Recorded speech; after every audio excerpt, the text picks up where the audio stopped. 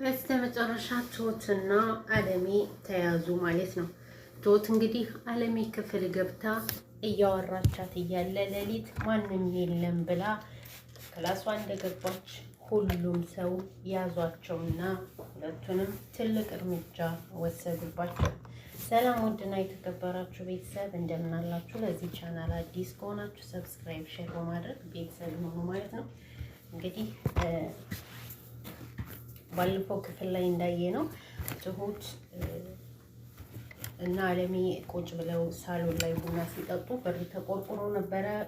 አረጋግታ እሷን ካስገባቻት በኋላ አለሜ አልገባም ብላ ነበረ። ግን ትሁት ይሄ ወቅቱ አይደለም ካለቻት በኋላ በሩን ስትከፍተው ናቲ ነበረ ማለት ነው። እንግዲህ ናቲ ለምንድን ነው በር ቶሎ ማትከፍቺው ብሎ ትሁትን ከተናገራት በኋላ ማንም እንደሌለ ነገረችው እና ተመልሶ ነበር የወጣው ማለት ነው። በስተመጨረሻም እንግዲህ ገዙ ቤቲን ንብረቱን ሁሉ ወደ አንቺ ያደረኩልሽ ስለማምንሽ ነው፣ ከልጄ አሽሼ ወደ አንቺ ያደረኩልሽ ስለምወድሽና ስለማምንሽ ነው፣ ክህደትሽን አልፈልግም ብሎ ትልቅ ማስጠንቀቂያ ሰጥቷታል ማለት ነው። እሷም ችግር የለውም የኔ ፍቅር፣ እኔን እመነኝ፣ ምንም ነገር አይፈጠርም ብለዋለች። እሱም አምኜሽ ነው ይሄንን ነገር ያደረኩትና ከአንቺ የማይሆን ነገር እንዳላይ ብሏታል። ልጅም እንግዲህ ናቲም ውርሱን መቼ ነው ወደ እኔ እንትን የምትልልኝ? የእናቴን ነው እንጂ የጠየቁህ ሌላ ነገር አልጠየቁህም እያለ ነው ማለት ነው። ቢሆንም ግን አቶ ገዙ እንግዲህ እሺ ዛሬ ነገ እያለ ናቲን እያሸው ነው ማለት ነው። ልጅሽ አለ ብላ ትሁት ወደ አለሜ ክፍል ከገባች በኋላ እንግዲህ እያወሩ እያለ ልጅሽ በአጋጣሚ ቢኖር ምን ትያለሽ ብላ ስጠይቃት እንዴት በልጄ ላይ ትቀልጅብኛለሽ? የሞተ ሰው ከመቼ ጀምሮ ነው መኖር እንትን የሚለው ብላ እንግዲህ ከክላሴ ውጭ ብላ ነበር ያስወጣቻት ማለት ነው። እጅግ በጣም ተናዳ እሷም ቢሆን እንግዲህ ትሁት በቃ እሺ ይቅርታ ብትላትም አልሰማችም፣ ከክላሷ አስወጥታታለች ማለት ነው። አቶ ገዙም ወደ አለሜ ክፍል ከሄዱ በኋላ አሁንም ቢሆን እንደማትረባና እብድ እንደሆነች አንቺን ተሸክሜ እመቼ ድረስ ነው እያሉ እያማረሩባት ነበርና ትሁት የምታውቂው ነገር አለሽ ወይ ብሎ ናቲ ሲጠይቃት እሷ ምንም እንደማታውቅና የምታውቀው ነገር እንደሌለ ተናግራለች ማለት ነው። ግን አንድ ነገር የምነግርህ ነገር አትቸኩል፣ ከቸኮልክ ሁሉንም ነገር ታጠፋዋለህ ብላ ማስጠንቀቂያ ሰጥተዋለች ማለት ነው። እሱም እንደዛ ብላ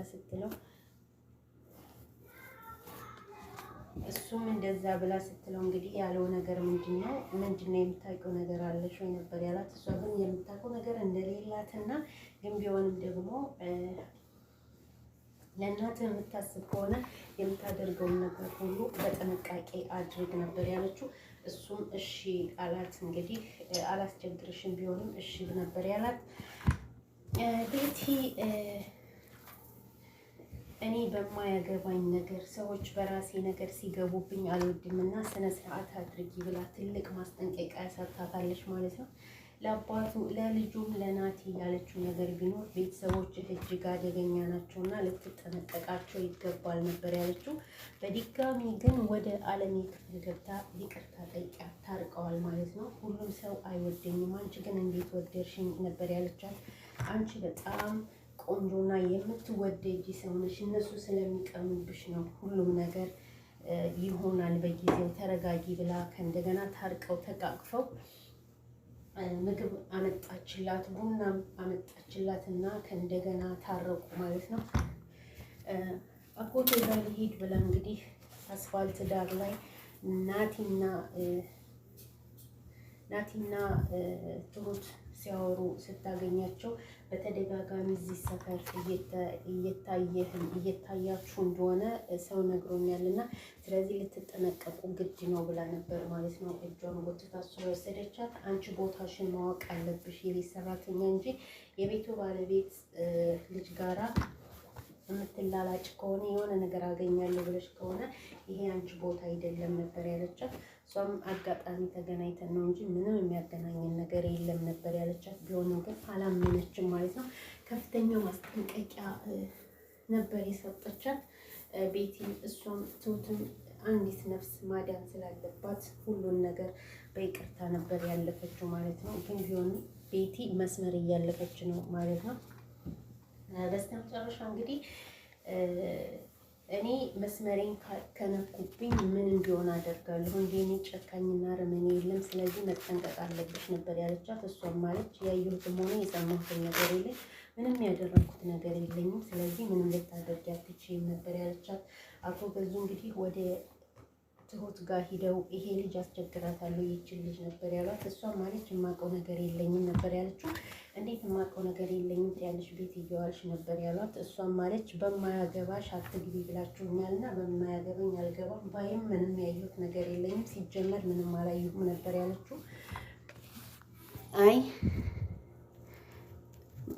አይ አለች። እሷ ደግሞ እንግዲህ ያለችው ነገር አቶ ገዙ ሲሏት በማያገባሽ ነገር በእርግጥ አትግቢ ብዬሻለሁ፣ ግን ቢሆንም ደግሞ ይሄ ግን የማይሆን ነገር ስታይ ዝም በይ ማለት አይደለም። ስለዚህ ያልሆነ ነገር ሲደረግ ካየሽ ንገሪኝ ነበር ያሏት።